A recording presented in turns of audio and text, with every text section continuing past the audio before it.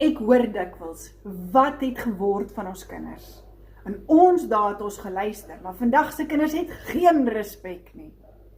Kinders reg oor die wêreld het nie een oggend opgestaan en op 'n WhatsApp groep afgespreek om van vandag af ongeskik te raak nie. Ons as ouers moet die skuld dra. Ja, ek weet die onderwysstelsel het ons gefaal en ek weet dinge het verander, maar kinders het nie. Kinders van 100 jaar terug het grense getoets en kinders van vandag toets nog steeds die grense. Die verskil is, destyds was die grense wat gestel is toegepas. En vandag onderhandel ouers met hulle karnallies asof dit 'n gijselaarsdrama is om asseblief uit die kar uit te klim of asseblief jou skoene aan te trek. Of jy saamstem met lyfstraf of nie is 'n hele ander blikwarms waaraan ek nie gaan raak hê.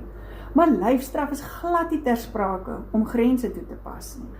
Hoe jy dit doen is jou saak, maar maak seker jou ja is jou ja en jou nee is jou nee.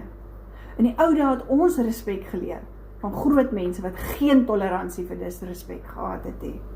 En ons as ouers moet dink voor ons praat en besluit waarmee kan ons saamleef en waarmee nie. En volgens ons besluite ons karnallies opvoed en leer.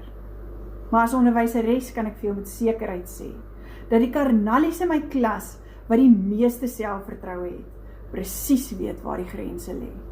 Verstaan my reg, hulle toets steeds die grense, en is hoegenaamd nie bliksoldaatjies wat ja en amen op alles wat ek sê nie. Maar 'n karnallie wat nie weet waar die grense is nie, en toegelaat word om enigiets te doen of sê, hulle is onseker van hulle self.